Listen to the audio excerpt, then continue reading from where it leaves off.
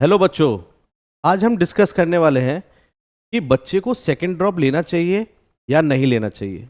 मेरा कहने का मतलब है कि बच्चा आईआईटी जेई के लिए मेंस और मेंस के लिए सेकंड ड्रॉप ले सकता है या नहीं ले सकता, लेना चाहिए या नहीं लेना चाहिए।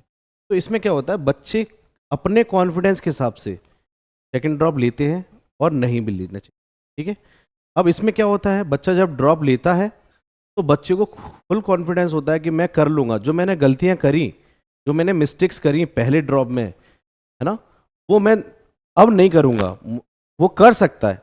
लेकिन जैसे कि पहले अगर बच्चा अगर कहीं सोच रहा है कि मैं ऐसे कर रहा था, मैं पहले टेस्ट दे रहा था और टेस्ट में मेरे नंबर कम आ रहे थे, तो किस वजह से आ रहे थे, उन्होंने एनालिसिस नहीं किया, उन्होंने अपने ऊपर एनालिसिस नहीं करने के बाद तो वो फुल्ली कॉन्फिडेंट नहीं है बच्चा कि हमें ड्रॉप लेना चाहिए कि नहीं लेना चाहिए। तो हम यहाँ पे कुछ फैक्टर्स हैं, कुछ फैक्टर्स पर डिस्कस करेंगे और उनसे डिसाइड करेंगे कि सेकंड ड्रॉप लेना चाहिए या नहीं लेना चाहिए।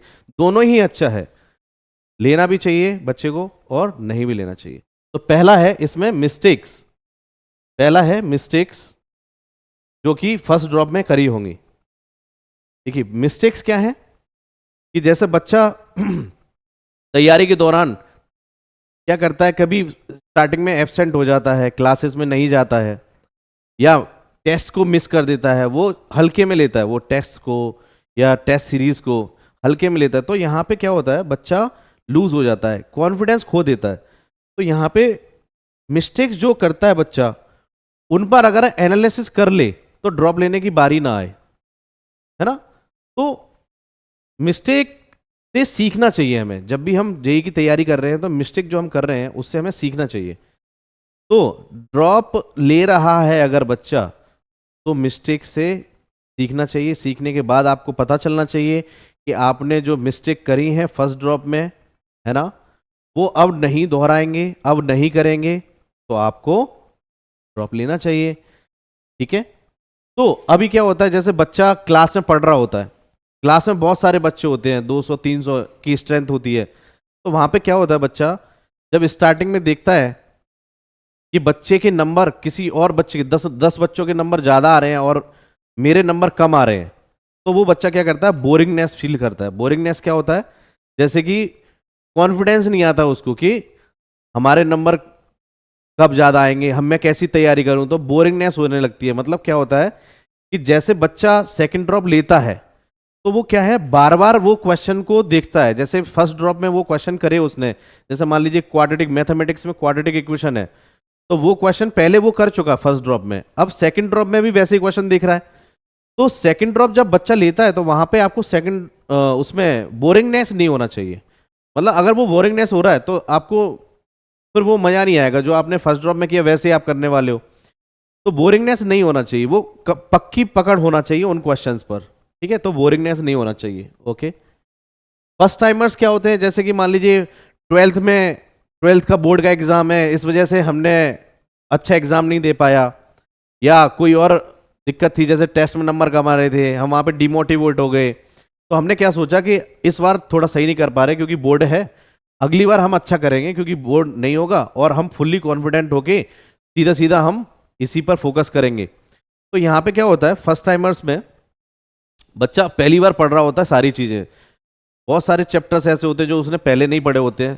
तो यहाँ पे क्या होता है कि बच्चा पहले स्टार्टिंग में, कोई एक साइंटिस्ट थे, उन्होंने एक ग्राफ बताया था कि यहाँ पे इस तरफ नॉलेज नॉलेज आता है ना, इस तरफ नॉलेज आता है और इधर आता है कॉन्फिडेंस। ठीक है। तो स्टार्टिंग में जब बच्चा आता है ना, तो स्टार्टिंग में जब बच्चा आता है तो उसको फुल कॉन्फिडेंस होता है, और धीरे धीरे जैसे ही नॉलेज उसको होता रहता है, नंबर जैसे ही कम आते रहते हैं, और नंबर कम आते आते जैसे ही वो आगे बढ़ता रहता है, तो उसका ग्राफ इस तरीके से जाता है ना, एक लोएस्ट पॉइंट आता है, उसके बाद वो बढ़ता रहता है, नॉलेज जैसे बढ़ता है उसका वैसे ही। तो क्या सोचता है कि क्लास में और भी बच्चे हैं, तो स्टार्टिंग में क्या होता है, बच्चे जवाब दे देते हैं, जबकि वो क्वेश्चन पढ़ने में ही बहुत ज्यादा टाइम लगा देता है। तो वहां पे बच्चा सोचता है कि मैं कमजोर हूं, मेरे अंदर उतना सोचने का शक्ति नहीं है। ऐसा नहीं है, लेकिन जैसे जैसे वो सिलेबस बढ़ता जाता है, नॉलेज उसको होता जाता है, वैसे ही क्या होता है, ग्राफ उसका बढ़ता जाता है। ठीक है, तो वहां पे फर्स्ट टाइमर का मतलब यही है कि पहले अब अगर आप आए तैयारी करने के लिए तो बाकी जो बच्चे हैं उन पर उनको देख के उनसे कंपैरिजन करें, कंपटीशन करें, लेकिन पॉजिटिव वे में। तो ये है आपको फर्स्ट टाइमर का। फ्रेंड्स इन कॉलेज, फ्रेंड्स होते हैं, जैसे कि मान लीजिए किसी ने फर्स्ट ड्रॉप लिया, उस फर्स्ट ड्रॉप में ही उसके जो फ्रेंड थे वो अलग अलग एनआईटीज में पढ़ रहे हैं, अच्छी अच्छी एनआईटीज में पढ़ रहे हैं। तो सोशल मीडिया पे क्या करते हैं, वो फोटो डाल देते हैं कॉलेज का कि मैंने कॉलेज में ये कर रहा हूँ, टेक फेस्ट है ना। तो वो क्या होता है वो बच्चा जब फेसबुक या इंस्टाग्राम पे वो देखता है फोटो, तो उसको बड़ा डिमोटिवेट महसूस करता है कि यार मैंने पहले अच्छी तैयारी करी होती, है ना, तो मैं यहाँ पे क्यों ऐसा दोबारा कर रहा होता।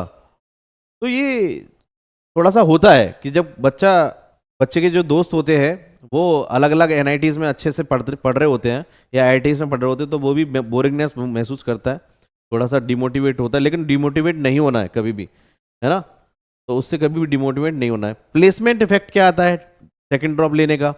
सेकंड ड्रॉप लेने में प्लेसमेंट इफेक्ट, कोई प्लेसमेंट इफेक्ट नहीं आता है।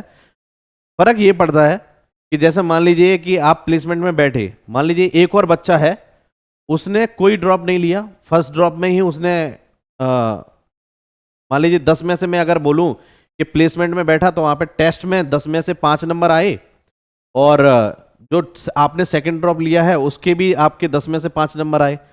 तो वो कभी कभी कंपनी क्या करती हैं कि वो देखती हैं कि ये एक भी ड्रॉप नहीं लिया तब इसने ये नंबर लेके आया, ये क्या है, थोड़ा सा आलसी है। मतलब ये सेकंड ड्रॉप में भी सेकंड ड्रॉप लिया, ज़्यादा टाइम लिया, तब भी इतने नंबर आ रहे हैं। तो कहीं ना कहीं आपको है ना थोड़ा ऊपर रहना होता है। मतलब सेकंड ड्रॉप लेने के बावजूद भी आपको थोड़ा सा कॉलेज में अच्छा परफॉर्म करना होता है, अच्छा पॉइंटर लेके आना होता है ना। अच्छा नहीं करेंगे, पढ़ेंगे नहीं, क्योंकि तो फिर वहाँ पे प्लेसमेंट में थोड़ा सा ये फर्क पड़ता है, लेकिन उतना ज़्यादा फर्क नहीं पड़ता है। अगर आप, कंपनियों को क्या चाहिए भाई, जो उनका काम है वो आप पूरा कर दें, कम टाइम में कर दें, वही चाहिए उनको बस। तो प्लेसमेंट में ज़्यादा कोई फर्क पड़ता नहीं है, बस यही है। थोड़ा सा क्या है, सेकंड ड्रॉप में थोड़ा परफॉर्म अच्छा करना होता है, पॉइंटर अच्छा बनाना होता है आपको, ठीक है। अब दूसरी बात ये और है कि प्रिपरेशन करनी है सेकंड ड्रॉप की, लेकिन आपने क्या किया है कि आपने कहीं कॉलेज में एडमिशन ले लिया है और आप चाह रहे हो कि मुझे अच्छा कॉलेज नहीं मिला है, तो मैं क्या चाह रहा हूं कि मैं एक और ड्रॉप ले लूं ताकि मुझे अच्छा कॉलेज मिल जाए। बाकी दोस्तों को मिल गया है, मेरे दोस्तों को। तो यहां पे क्या होता है कि आप प्रिपरेशन करेंगे एडमिशन लेने के बाद, तो यहां पे दोनों ही काम नहीं आएगा। फिर आप दो नाव में पैर रख के चल रहे हो, ऐसा नहीं है। आप या तो प्रिपरेशन करो या एडमिशन ले लिया तो उसमें अच्छे से करो। अगर जब बच्चा एडमिशन ले लेता है, मान लीजिए बहुत सारे मेरे ऐसे दोस्त हैं जिन्होंने सेकंड ड्रॉप नहीं लिया लेकिन एडमिशन ले लिया, उन्होंने कोई ड्रॉप नहीं किया, उन्होंने ड्रॉप नहीं किया और अच्छे से, वो अच्छी जगह है, बड़ी बड़ी कंपनी में अच्छी अच्छी पोस्ट पर है, ऐसा नहीं है, मैं उनका नाम नहीं लूंगा, लेकिन अच्छी अच्छी पोस्ट पर है वो, ना ड्रॉप लेने के बावजूद भी, ठीक है।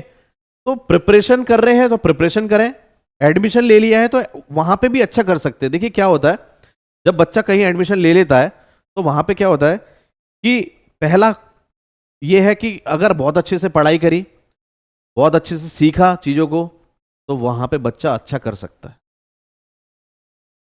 वहां पे फीस थोड़ी सी ज़्यादा होती है, करंट जो कॉलेज होगा वहां पे थोड़ी सी ज़्यादा होगी फीस, क्योंकि आपने अच्छा कॉलेज नहीं मिला होगा, गवर्नमेंट कॉलेज नहीं होगा, प्राइवेट कॉलेज होगा, तो वहां पे फीस थोड़ी ज़्यादा होगी, ठीक है। तो वहां पे ये फ़र्क तो पड़ता है। और दूसरी बात, प्लेसमेंट में वो आपके ऊपर डिपेंड करता है कि आप कितना अच्छा परफॉर्म कर रहे हैं कॉलेज में, कितना अच्छा पॉइंटर है, आपने चीज़ों को अच्छे से सीखा है, कितना टेक फेस्ट में इन्वॉल्व हुए हैं, इस ये जो स्पोर्ट मीट होती हैं, टेक फेस्ट होते हैं, इनमें आपने कितना इन्वॉल्वमेंट दिया है, बाहर कितना आपने टाइम दिया है, चीज़ों को सीखा है, वो डिपेंड करता है। तो ऐसा नहीं कि करंट कॉलेज में आपने कहीं एडमिशन ले लिया है, कहीं आपने ड्रॉप नहीं लिया है तो आप अच्छे से नहीं कर सकते, ऐसा नहीं है। कि बच्चा क्या करता है, कभी कभी करंट कॉलेज में पढ़ाई करने के बावजूद भी, ड्रॉप ना लेने के बावजूद भी आईएएस पीसीएस की तैयारी करता है और वो फोड़ देता है, उसको निकाल देता है, ऐसा नहीं है। लेकिन जो ड्रॉप करने वाला होता है वो कभी कभी आईएएस नहीं निकाल पाता है। तो ऐसा नहीं है, कुछ भी हो सकता है।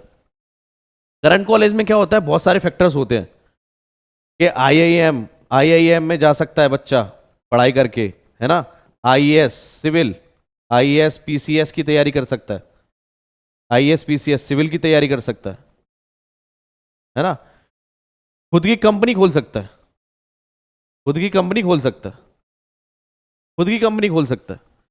तो ऐसा नहीं है, ड्रॉप लेना भी अच्छा है, ड्रॉप ना लेना भी अच्छा है, लेकिन ड्रॉप ले रहे हैं तो फुल्ली कॉन्फिडेंस रहें, जुनून होना चाहिए, जुनून के साथ सेकंड ड्रॉप लें कि मुझे अब तो करना ही है। जो मेरे दोस्त पहुंच गए हैं अच्छी अच्छी एनआईटीज में, वैसी ही एनआईटीज में मुझे जाना है। ठीक है, सेकंड ड्रॉप लीजिए इस हिसाब से, बहुत कॉन्फिडेंट होके कि हमने जो गलतियां करी पहले अब नहीं करेंगे, अब तो सिर्फ पढ़ाई करेंगे, सिर्फ पढ़ाई करेंगे। ठीक है, इसी के साथ